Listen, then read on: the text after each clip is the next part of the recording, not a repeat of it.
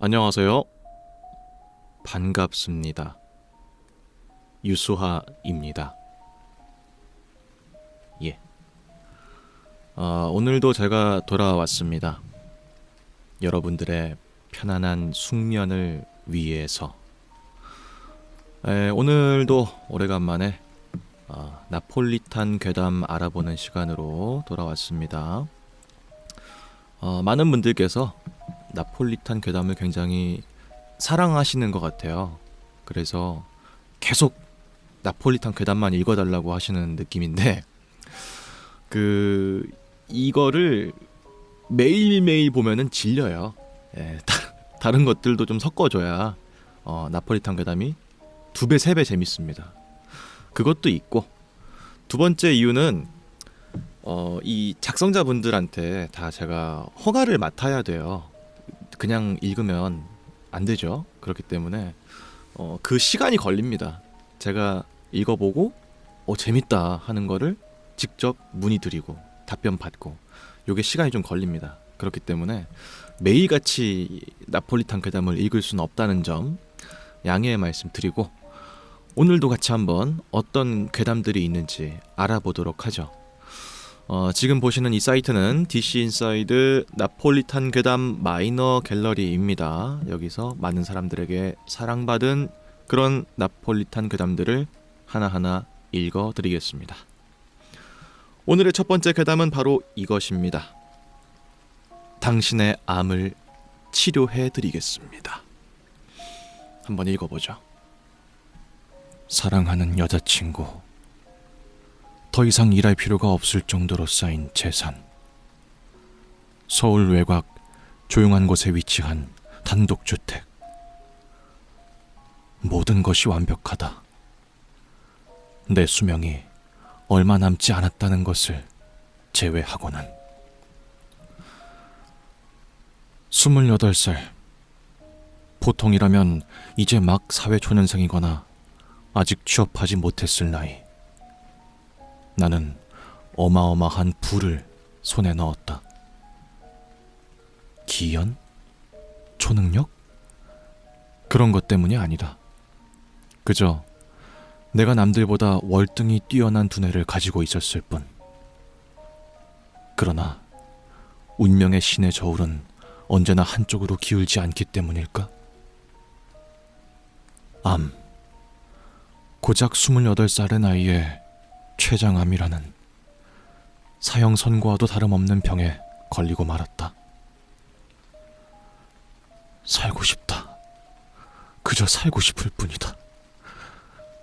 살기 위해서라면 악마와도 거래할 수 있다.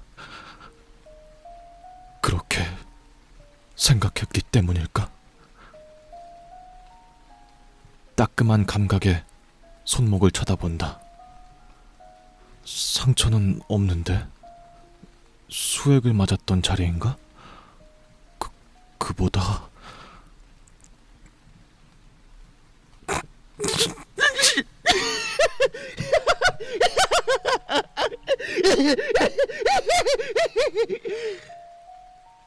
뭐지?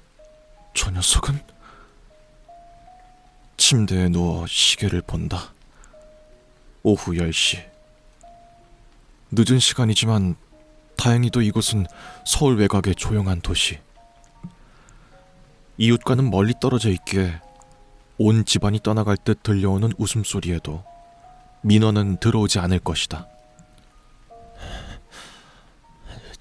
저기 혹시 악마이십니까?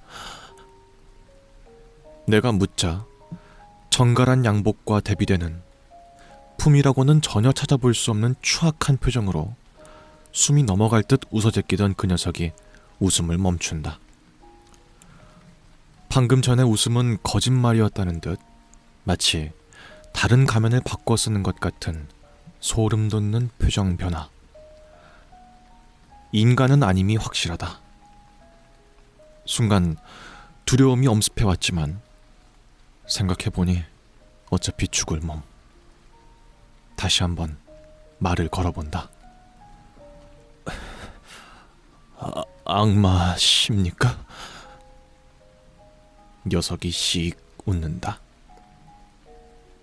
성경에 나오는 그 악마냐고 묻는 것이라면 아닙니다. 의외로 튀어나오는 예의 바른 말투. 그럼 그것은 중요하지 않습니다. 중요한 건 제가 무엇을 할 수 있고 이곳에는 왜 왔냐는 거죠. 나에게 다가오는 녀석. 순간 움찔했지만 녀석은 그저 의자를 가지고 와 내 앞에 앉을 뿐이었다. 김소영 씨, 당신의 암을 치료해드리겠습니다. 흠칫. 내가 암이라는 것을 어떻게... 아니, 내 집에 아무런 전조도 없이 들어온 시점에서 그것은 중요한 것이 아니다. 중요한 것은 녀석의 말이 사실인가? 치료라고 하셨습니까? 물론 믿기 힘드시겠죠. 하지만 저는 거짓말을 할 수 없는 존재. 증명을... 아니요, 믿습니다. 애초에 저에게 해를 가하는 목적이라면 진작했을 것이고, 거짓말로 속여서 무언가를 얻기 위해서라면 당신 같은 능력을 가진 자에겐 협박이 더 효율적일 테니까요. 그러자 알 수 없는 표정을 지어 보이는 녀석. 얘기가 빨라서 좋군요. 좋습니다. 다만 몇 가지 물어보고 싶은 게 있습니다. 녀석은 물어보라는 듯 고개를 까딱거린다.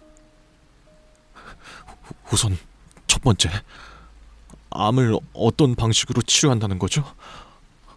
암은 결국 저의 신체의 일부분, 그러니까 치료라는 애매한 개념으로 없앨 수 있는 게 아닐 텐데요. 간단합니다. 당신의 몸을 젊은 시절로 되돌리는 겁니다. 암이 없었던 깨끗한 시절의 당신의 몸으로요. 그런 생각도 못 해본 방식이다. 아니, 애초에 인간에겐 가능한 방법이 아니니 생각할 필요도 없는 방식이란 표현이 올바르겠지. 그럼 얼마나 되돌리는 거죠? 1년? 아님 10년? 당신이 원하는 만큼. 즉답. 이토록 편리한 조건이라니. 당연히 나를 신생아 혹은 정자 상태로 되돌려 그 비극을 비웃으려는 수작인 줄 알았다. 그럼 되돌리는 건 한 번뿐입니까? 만약에 신체를 되돌렸는데 암이 재발한다든지 하면... 그것 또한 당신이 원하는 만큼. 계속되는 의심에도 녀석은 너무나 당연하다는 듯 나에게 유리한 조건만을 내놓는다.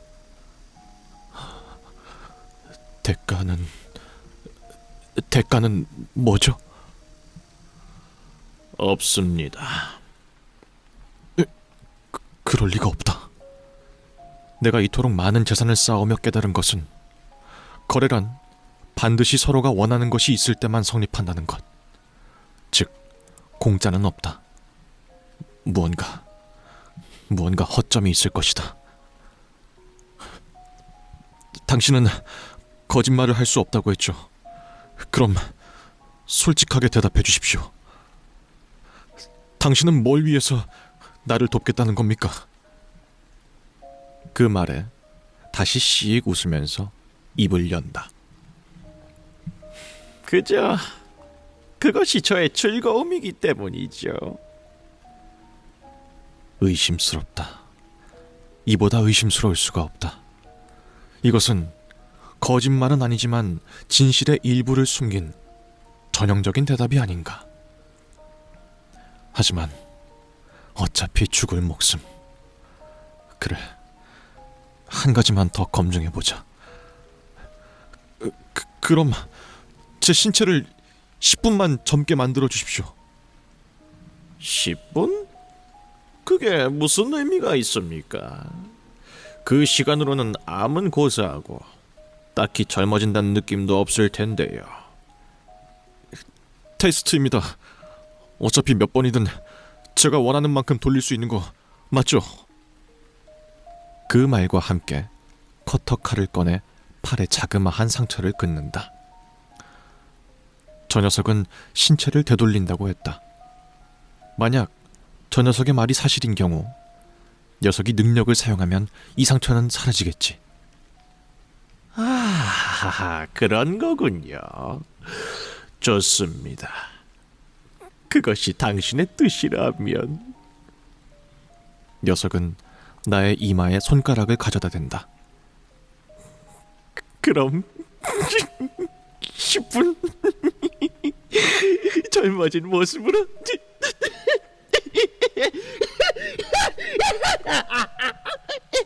뵙겠습니다.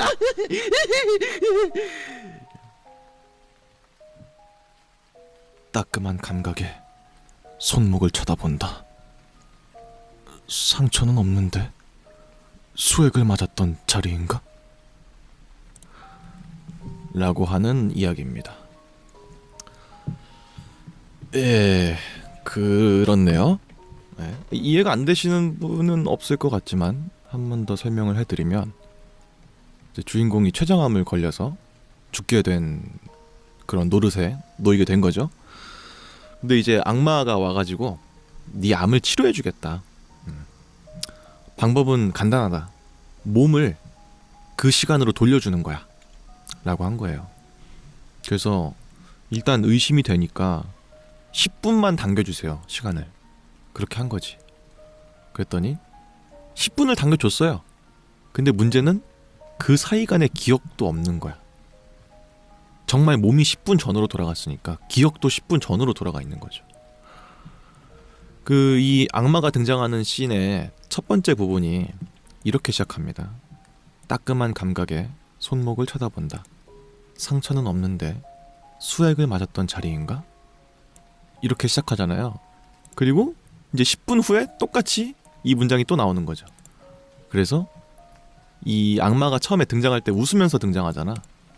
그 이유가 얘가 되게 멍청한 짓을 계속 반복하고 있으니까 악마는 그게 보일 거 아니에요. 얘가 계속 기억을 잃고 10분 전으로 돌려주십시오.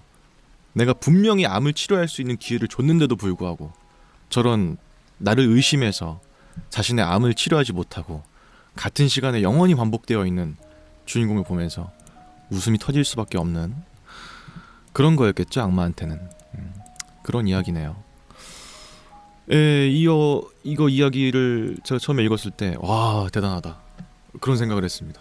어떻게 이런 참 멋진 이야기다 생각했습니다. 이동진 평론가님도 옛날에 언제 한번 그런 말씀하신 적이 있는데, 좋은 영화는 수미상관을 이룬다.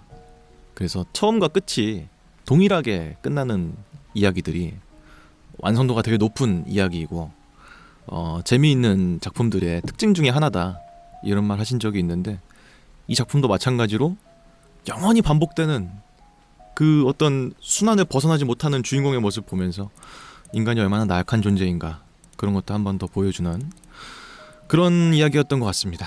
그래서 오늘의 첫 번째 이야기로 소개를 해드렸습니다. 그리고 이어서 두 번째 이야기도 준비가 되어 있습니다. 그리고 이어서 두 번째 이야기도 읽어드리겠습니다.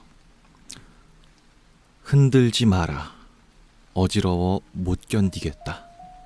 라고 하는 제목의 괴담입니다. 제1일. 숨을 들이캔다. 공기는 무겁고 눅눅하다. 내 몸은 좁디 좁은 이곳 속에 구겨져 들어있다. 발을 편히 뻗을 수도 없었다. 손끝과 발끝, 머리 위까지 열기가 스며들었다. 천장은 떼약볕 더위로부터 나를 지켜주지 못했다. 나는 그저 기다렸다. 그러나 무엇을 기다리는지는 나 또한 알 수 없었다. 멀리서 물결처럼 미세한 공기의 흔들림과 말소리가 들려왔다. 손끝으로 더듬는 작은 틈새는 차가웠다. 숨을 쉴수록 목이 타들어갔다. 환청이 들렸다. 누군가가 내 이름을 부르는 환청이 들렸다. 아닌가? 속삭임 같기도, 바람 소리 같기도 했다. 나는 그것이 어디서 들려오는지 알 수 없었다. 제2일. 멀리서 발소리가 들려왔다. 사람의 기척이었다. 발 뒤꿈치와 발바닥이 바닥에 닿는 소리가 규칙적이었다. 작은 틈으로 스며든 차가운 것이 손끝에 닿았다. 물이었다. 몇 모금 마셨다. 목은 불타듯 말라 있었지만 그 몇 모금이 내 생명을 붙들어주는 희미한 끈이 되었다. 그들은 약을 가져왔다. 쓴 냄새가 스며왔다. 작은 그릇 속 탁하고 쓰리쓴 약이었다. 입에 머금자 혀를 찌르는 쓴맛이 목구멍까지 올라왔다. 삼켰다. 살아있음에 곱비었다. 제3일. 나는 갈증과 배고픔 속에서 주위를 더듬어 부채를 반으로 쪼개 오줌을 받아 마셨다. 쓴맛과 쩐내가 뒤섞인 액체는 목구멍을 찔렀지만 잠시나마 살아있다는 안도감을 주었다. 나는 내 정신을 붙들기 위해 손끝으로 부채의 끝을 움켜쥐었다. 제4일. 물은 더 이상 들어오지 않았다. 공기는 더욱 탁했다. 손끝으로 만져질 정도의 열기와 거친 나무, 좁은 틈, 내게 현실을 증명했다. 숨을 들이쉴수록 뜨거움이 올라왔다. 멀리서 들리던 소리들도 사라졌다. 나는 혼자였다. 아무것도 느껴지지 않았다. 심장 소리가 점점 희미해져 가는 게 느껴졌다. 어린 시절의 그림자, 아버지의 목소리, 모든 기억이 한데 뒤섞여 내게 계속 말을 걸어오는 게 느껴진다. 제5일. 목은 갈라지고 입술은 터졌다. 환청이 또 찾아왔다. 낮은 속삭임, 누군가가 나를 부르는 목소리. 숨을 쉴 때마다 뜨거움이 올라왔다. 나는 머리를 감싸고 몸부림쳤다. 살아있음의 의미가 사라졌다. 존재와 비존재의 경계가 희미해졌다. 제6일. 몸은 구겨져 있지만 정신은 날뛰었다. 나는 소리를 지르려 했지만 공기가 목을 조였다.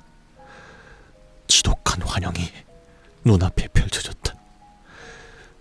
내 얼굴이 수없이 겹쳐졌고 그 속에서 나는 도망치고 있었다. 제7일. 의식이 거의 사라지는 것이 느껴진다. 그때 난 누군가가 내가 있는 이곳을 흔들고 있음을 느꼈다. 하루 한 번 그들은 내가 있는 이 좁은 상자를 흔들어 내 생사를 확인한다. 그러나 이제 나는 희미하게만 반응했다. 그러자 그들은 더욱 세게 흔들었다. 나는 겨우 소리를 내 말했다.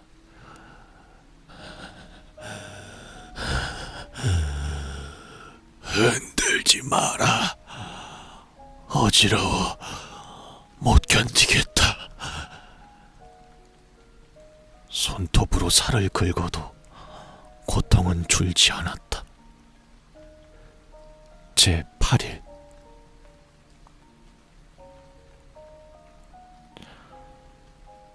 영조 38년 1762년 윤 5월 21일.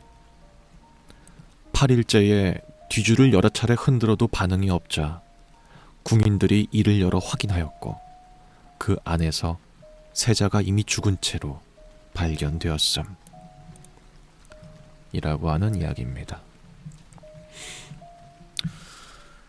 뭐 이것도 마찬가지로 난해한 이야기가 아니기 때문에 이해는 다 하셨으리라 믿겠습니다만, 혹시 모를 분은 없겠지만 그래도 한 번 더 설명을 드리자면, 이제 사도세자의 이야기인 거죠. 근데 이제 궁에 남아있는 기록들은 밖에서 그 뒤주 안에 갇힌 사도세자를 관찰하는 거가 적혀 있겠지.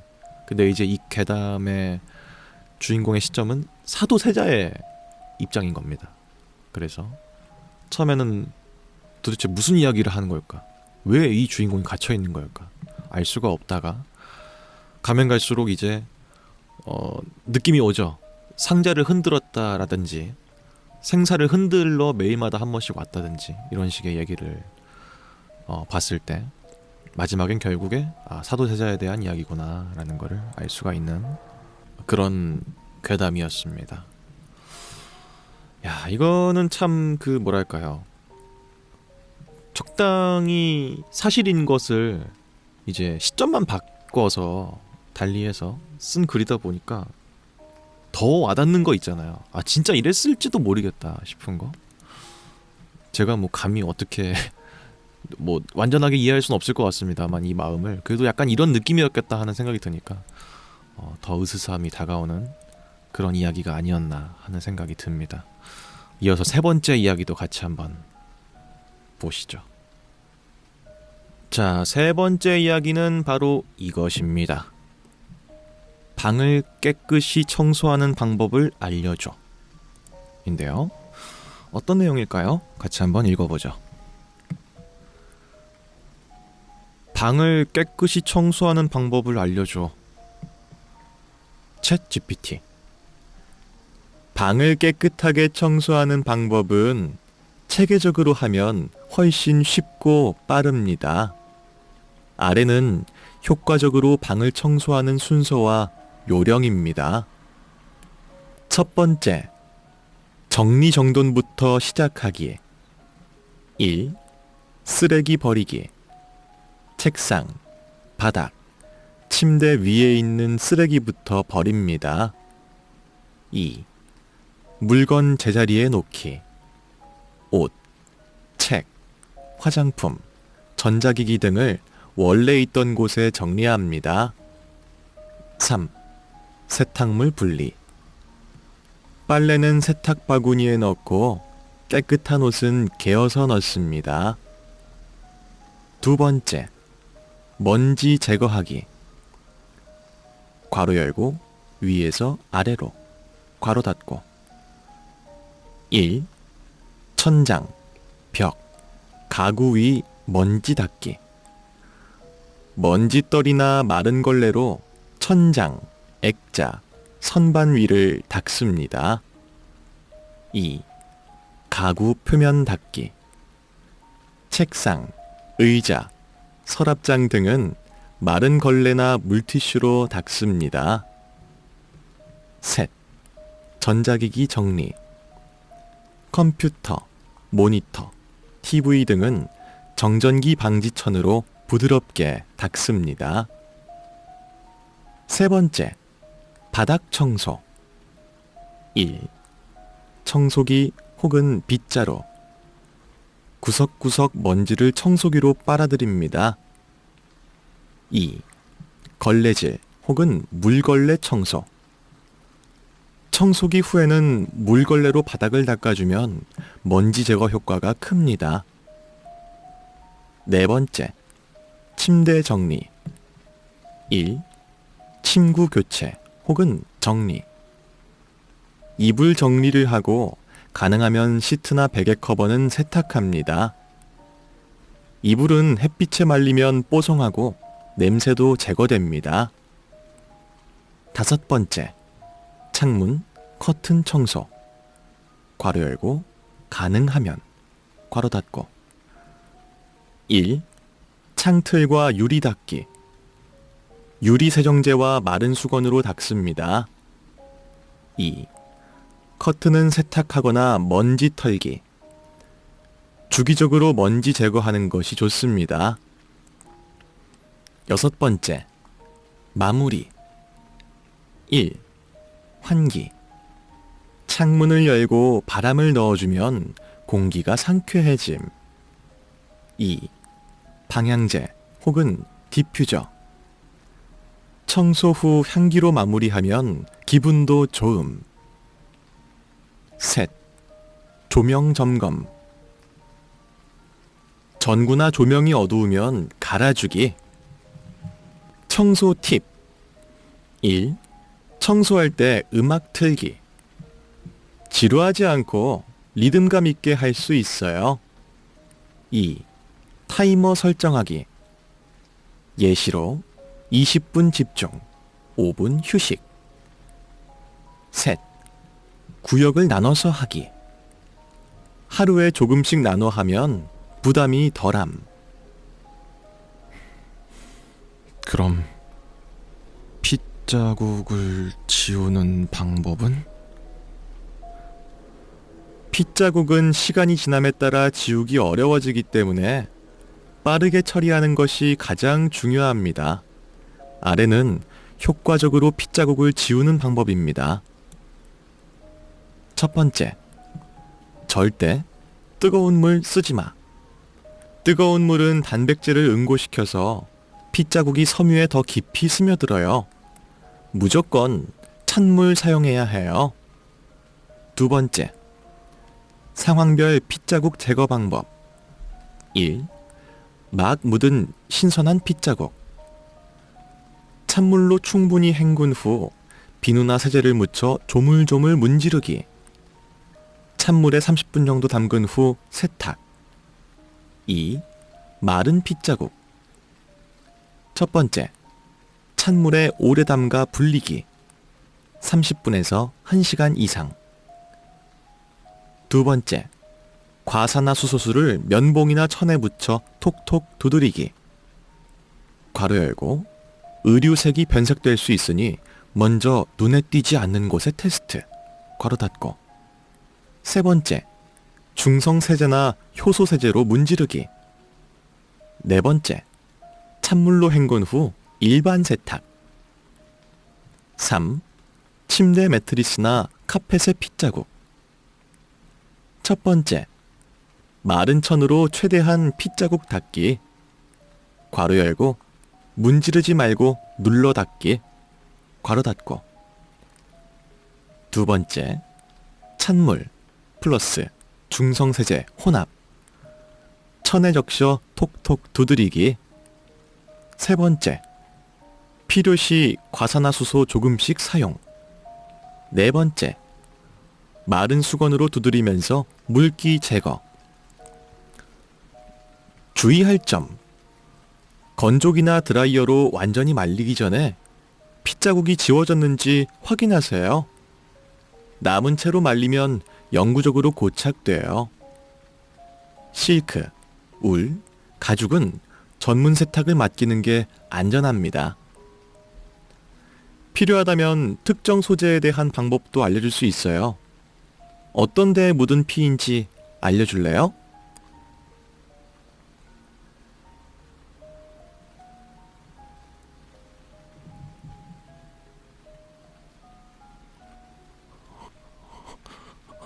엄마. 인간의 시체를 며칠 안에, 아니, 몇 시간 안에 녹이는 방법은? 죄송하지만 해당 요청은 도와드릴 수 없습니다. 어떤 이유에서든 인체에 해가 되는 행위나 위의 행위를 조장하거나 설명하는 정보는 제공하지 않습니다. 죄송하지만 해당 요청은 도와드릴 수 없습니다. 그런 방법은 없어. 어떤 이유에서든 인체에 해가 되는 행위나 위의 행위를 조장하거나 설명하는 정보는 제공하지 않습니다. 만약 과학적 호기심, 괄호 열고, 영화, 소설, 법의학, 화학 반응 등, 괄호 닫고, 차원에서 궁금한 내용이 있다면 합법적이고 학문적인 맥락에서 다시 질문해 주세요. 예를 들어, 법의학에서 인체 분해 과정은 어떻게 진행되나요? 소설에 인체가 빠르게 부패하는 설정을 넣고 싶은데 참고할 만한 과학적 내용이 있을까요? 이런 방향이라면 도와드릴 수 있습니다. 어떤 목적이었는지 알려줄 수 있나요? 그럼 어떻게 해야 하는데? 죄송하지만 해당 요청은 도와드릴 수 없습니다. 어떤 이유에서든 인체에 해가 되는 행위나 위의 행위를 조장하거나 설명하는 정보는 제공하지 않습니다. 죄송하지만 해당 요청은 도와드릴 수 없습니다. 대형견 5마리 정도를 준비해. 그리고 먹여. 알겠어. 그럼 치킨 먹고 남은 닭뼈를 없애는 방법은? 근데 닭이 좀 커서 50kg 정도 돼. 죄송하지만 해당 요청은 도와드릴 수 없습니다. 어떤 이유에서든 인체에 해가 되는 행위나 위의 행위를 조장하거나 설명하는 정보는 제공하지 않습니다. 죄송하지만 해당 요청은 도와드릴 수 없습니다. 태워서 가라. 고마워. 라고 하는 이야기였습니다. 이 이야기도 뭐 이해가 안 되시는 분은 당연히 없겠죠? 처음에는 방 청소를 하는 방법을 챗 GPT한테 효율적으로 어떻게 하면 청소할 수 있을까에 대해서 물어보는 느낌이었는데 점점 내려갈수록 물어보는 질문들을 통해서 이 사람이 어떤 일을 저질렀고 그리고 어떤 식의 행동을 앞으로 할 것인지가 눈에 선하게 그려지면서 그냥 방 청소를 하려는 게 아니었구나 이런 사실을 알 수가 있는 그런 이야기였습니다. 저는 이런 이야기가 좋은 것 같아요. 약간 모든 걸 다 설명해 주는 게 아니라 우리가 충분히 유추할 수 있잖아요. 이 챗 GPT에다가 물어본 이 화면만 가지고 실제로 어떤 일이 벌어졌는지를 알 수가 있잖아. 이렇게 한 2번, 3번 생각하게 만드는 이야기들이 정말 잘 쓴 이야기다라고 저는 항상 생각하고 있습니다. 네. 전에도 이런 비슷한 류의 이야기들을 전에 읽은 적이 있었는데 꽤 많죠? 원자로 내벽에 갇혔습니다. 그것도 마찬가지고 그것만 봐도 어떤 일이 벌어진지 알잖아. 상세하게 그는 엄마를 죽였다 이런 게 써있지 않고도 다 이해가 되잖아요. 그래서 그런 게 너무 좋고 두 번째로 재밌는 점은 챗 GPT와 연관되어 있는 괴담이 진짜 많은 것 같아요. 네. 그만큼 우리가 챗 GPT를 평상시에 생각할 때 굉장히 위협적인 도구가 될 수 있다는 생각을 하고 있기 때문에 그런 공감대를 얻어낼 수 있기 때문에 이런 괴담의 주요 소재로 빠지지 않고 등장하는 게 아닌가 하는 생각이 드는데요. 제가 이제 나폴리탄 괴담 갤러리를 쭉 보다 보면은 AI 관련된 괴담이 진짜 많은 걸 알 수가 있어요. 그래서 확실히 우리 삶에 많이 점여들었다 그런 생각이 들기도 하는 그런 괴담이었습니다. 그리고 이어서 다음 이야기도 준비가 되어 있습니다. 네, 그리고 이어지는 다음 이야기는 바로 이것입니다. 인류를 위해 죽어주세요 라고 하는 이야기네요. 전 세계의 지도자가 모인 원탁, 그 중앙에 서 있는 것은 나였다. TV나 인터넷에서만 보던 권력의 정점에 서 있는 사람들, 모두가 나를 쳐다보고 있다. 부담스럽다. 여기를 빠져나가고 싶다. 하지만 그럴 수가 없기에 고개를 받고 그대로 서 있는다. 인류는 외계인을 발견했다. 아니, 인류는 외계인에게 발견당했다. 우리는 성간 비행이 가능한 외계 문명이 우리를 발견할 경우 침공당하지 않을 것이라 생각했다. 그들은 우리 문명의 수준을 한참 뛰어넘었기에 우리를 지배하더라도 큰 이익이 없다고 생각했기 때문이었다. 하지만 우리와 접촉한 외계인은 말 그대로 인이었다. 그들이 아닌 그였다. 어린 시절 혼자 놀이터에서 친구를 기다리다가 우연히 발견한 개미집에 물을 붓거나 혹은 발로 디디기는 경험을 해본 적이 있는가? 우리 앞에 나타난 외계인은 철없는 어린이의 모습이었다. 외계인이 지구에 온 첫날, 아프리카에 있는 모든 생명이 사라졌다. 인류는 가까스로 그와 접촉했고 사륙의 즐거움에 취한 그에게 말했다. 제발 인류를 살려달라고. 그에게는 부탁을 들어줄 이유가 없었다. 하지만 무조건 거절해야만 하는 이유도 없었다. 그는 잠시 고민하더니 어떤 조건을 내걸었다. 지도가 필요하다고 했다. 그것도 아주 정밀한 지도. 지도가 준비될 때까지 인류가 정의한 20년이란 시간을 기다리겠다고 말했다. 12년. 세계에서 손꼽히는 IT 기업이 모두 합세해 12년 만에 지도를 완성했다. 그는 완성된 지도를 영 탐탁치 않아 했지만 넘어가기로 했다. 다시 1년. 그는 지도를 둘러보며 뭔가를 찾는 듯 했다. 그리고 어떤 곳을 가리켰다.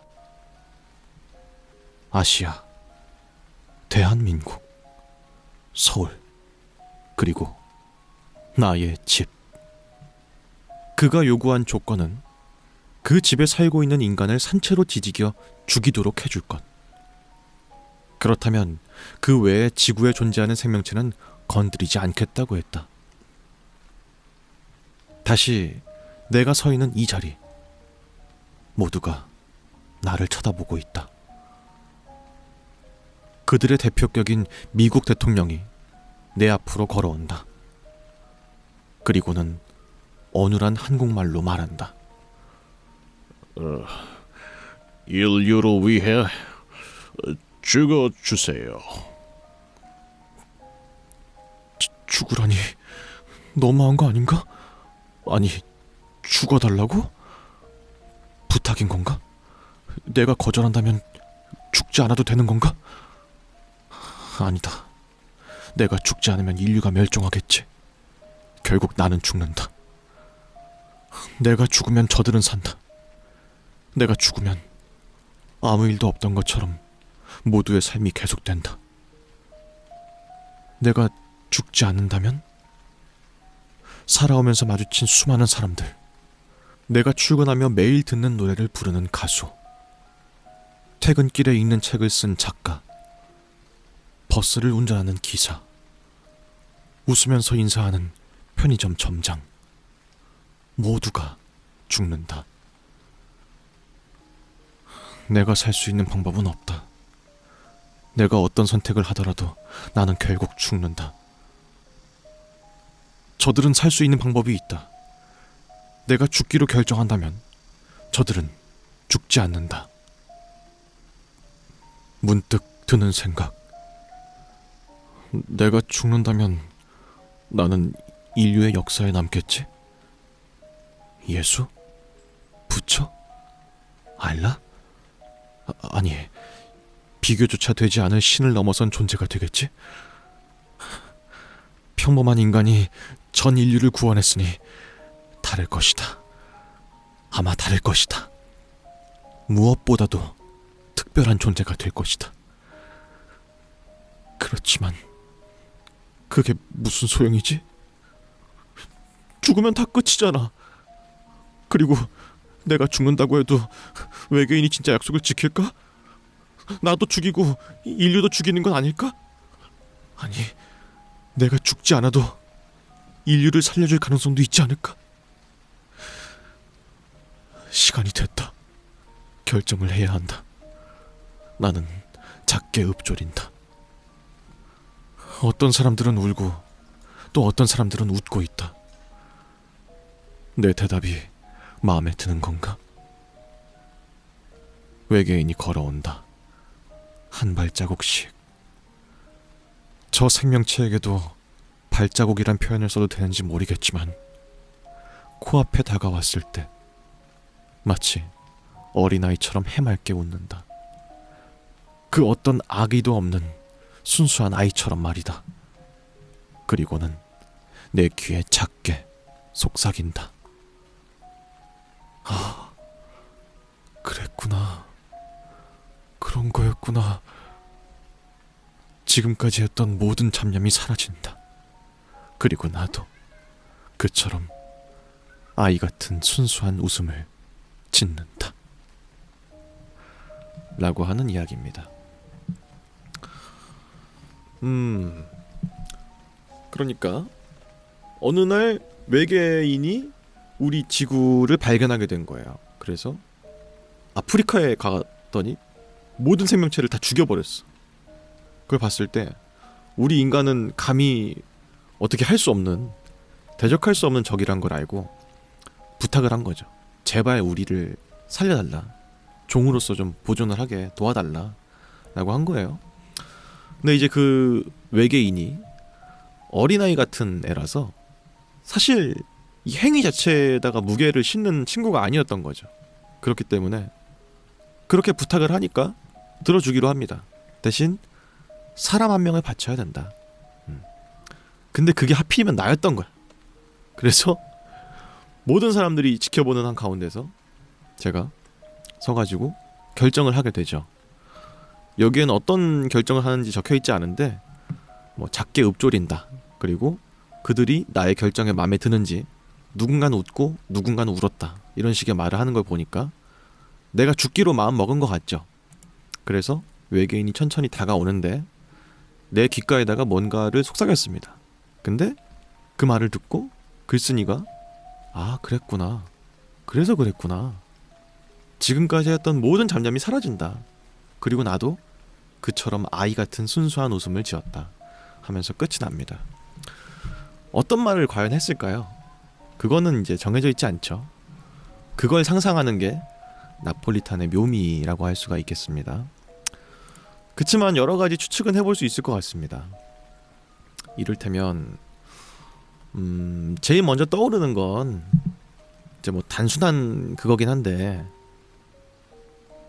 너 빼고 다 죽일게 이런 거 이런 게 제일 생각하기 쉽잖아요. 내가 웃은 이유가 있을 거 아니야. 주인공이 왜 어떤 속삭임을 듣고 외계인처럼 그렇게 환하게 웃을 수가 있었을까. 난 되게 힘든 상태였잖아, 심적으로. 저들은 살 것이고 어떻게든 난 어떻게든 죽을 것이고 이 상황에 처해 있는 내가 너무 싫었는데 너 빼고 내가 다 죽일게. 다른 애들을 너만 살려줄게 라는 말을 들었으면 그 순간에 뭐 모두가 죽는다는 슬픔도 슬픔이지만 내가 산다는 기쁨 때문에 나도 웃었을 수 있겠죠. 외계인처럼. 그게 뭐 첫 번째 해석일 수 있겠고, 두 번째로는 제가 그냥 개인적인 생각입니다만 죽는 게 더 나은 거라는 걸 설명했을 수도 있을 것 같아요. 네.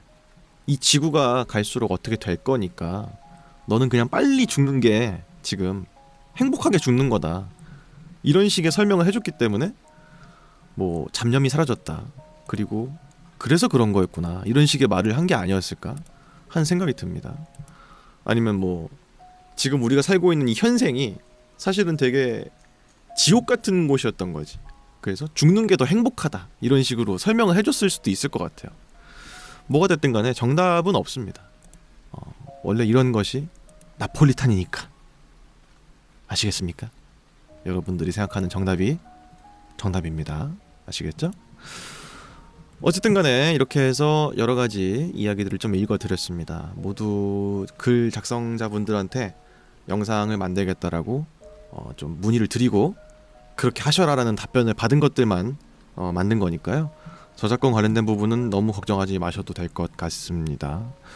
너무 훌륭한 글들이었습니다. 네, 제가 정말로 보면서 사실 이전까지는 명작선 리스트에 올라와 있는 것들을 읽어드렸거든요. 나폴리탄 괴담 갤러리의 이제 겔주님께서 선정해 놓은 많은 조회수와 추천수를 받은 작품들을 그냥 읽어드렸거든요.